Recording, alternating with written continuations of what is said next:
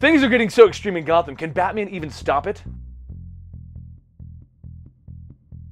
Welcome to the Complete Story Series, where we take trade paperbacks and single issues and we break them down into digestible bites to help you understand. Then we read it dramatically back to you. All alterations to the panels, text, and images are to prevent copyright problems, and all art is owned by its respective companies. We last left you at issue 29, and we're going to be ending this one at 34. I know it's a little bit shorter than normal, but things are so extreme that we had to cram it in there, and you won't regret the cliffhanger that we leave you on. If you've joined us since the beginning, then you know that Jack of All Trades is our sponsor for this series, and this time, they've brought you the Gotham City Collection to celebrate us coming to the first major cliffhanger and us taking a 2-week break.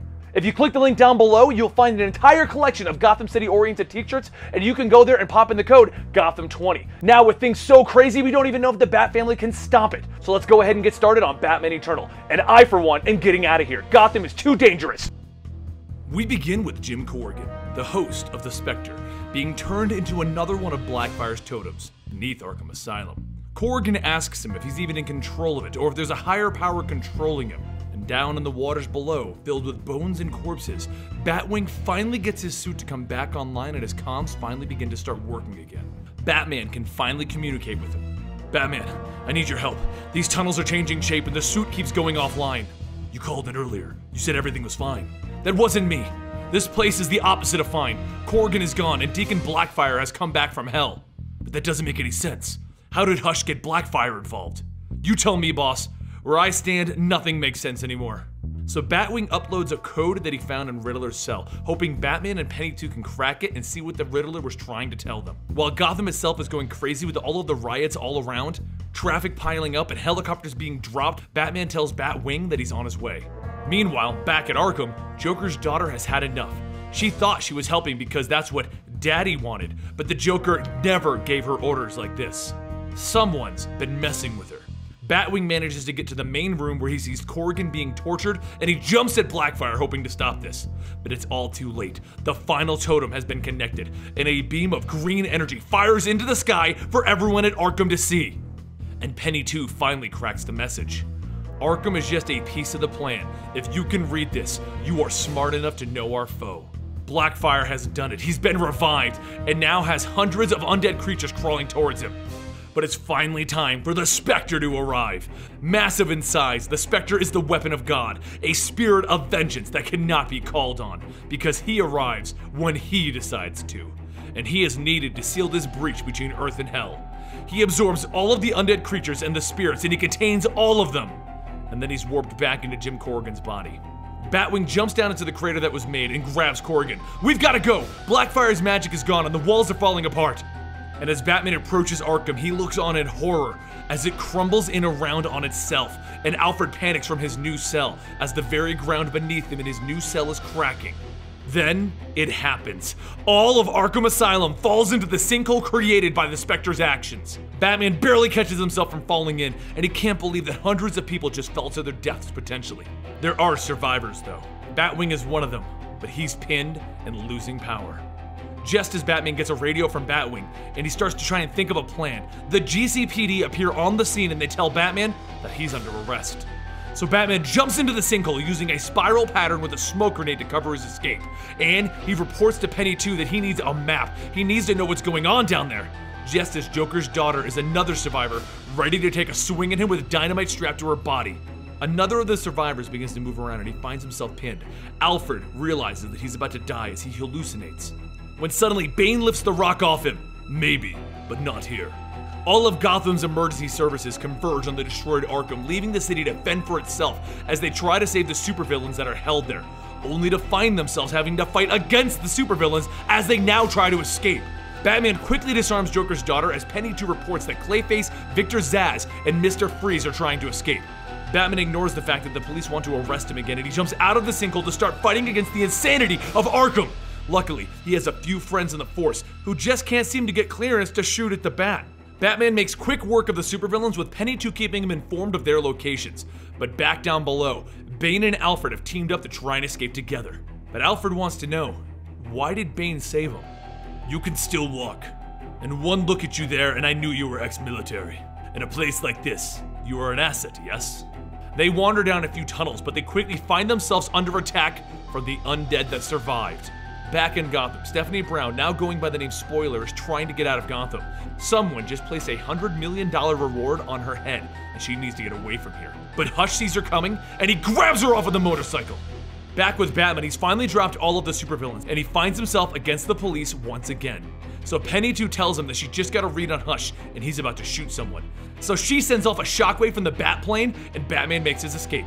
As he begins to leave, Penny 2 informs him that she just found out that her father was in Arkham when it fell, but Batman reassures her. He saw Joker's daughter, which means that there are survivors, and Alfred is one of the toughest people that he knows.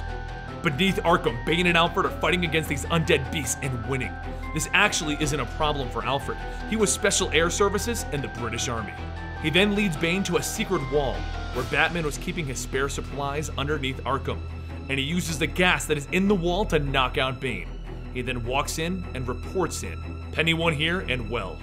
Batman makes it just in time to rescue Spoiler, and he pins Hush's guns to the wall.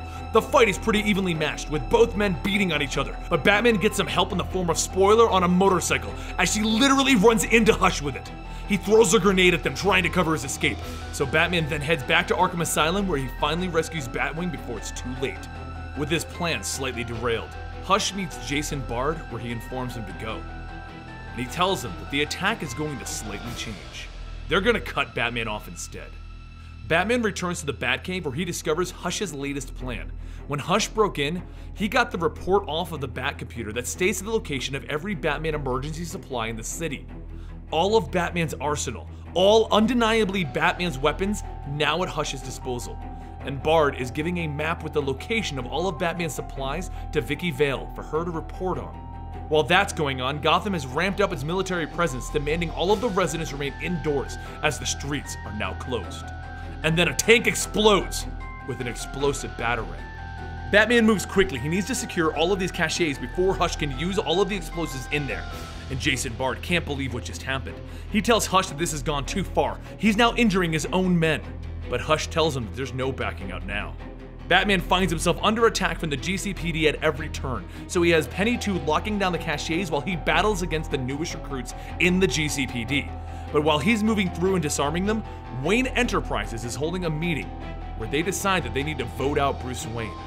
Wayne Enterprises is attached to these attacks on Gotham because they funded the creation of Batman's weapons through the Batman Incorporated project. And the name on all of the paperwork is Bruce Wayne. Someone's going to take a fall for this. Batman has larger problems though. Penny 2 has run into Hush at one of the caches, and while he's amused that she's the prettiest of his partners, it doesn't take long for him to shoot her and then leave her for dead as he rigs the place to explode. Batman rushes there and finds that she's managed to escape into the sewers, but she isn't doing well. Hush then activates one of the alarms, calling Bruce Wayne out. So he heads over there after Alfred tries to convince him that Penny 2 should not be involved in this anymore. And Batman and Hush finally have their meeting. Hush is ready to confront Batman. As Batman enters the cache, Hush puts on the Batman armor and jumps in guns blazing. They battle it out. Punches, kicks, batarangs lodged into Hush's helmet. But in the end, Batman defeats Hush rather easily. He grabs him and he rips the bandages off of his face. "You're not a puzzle, a secret, or a whisper. This is who you are, Tommy," he says as he forces Hush to look at himself in the reflection. "You're not me. You never could be." Then a public announcement goes out that Wayne Enterprises has had its chief operating functions and holdings seized by the federal government. Realizing that things are going rather poorly for Wayne Enterprises, Batman reaches down to grab a note card that Hush had in his pocket and he dropped. He slowly picks up the note card and he reads it. "You have been cordially invited to partake in the devastation of Gotham City. Jim Gordon falls in precisely 2 weeks' time. The rest is up to you." Batman's eyes go wide in shock as he's also listening to the report that Wayne Enterprises is no more and dissolved. Bruce Wayne is effectively broke, and Hush wasn't the mastermind. Hush gets up on his knees. "Maybe you're right, Bruce. Maybe I'm not you. But right now, who would want to be?" We are far from done, my friends. Bruce Wayne is effectively broke now, and Hush is not the mastermind behind this, and the nanotech virus is still out there, and Arkham has now been destroyed. What could possibly happen next? Join us in 2 weeks to find out.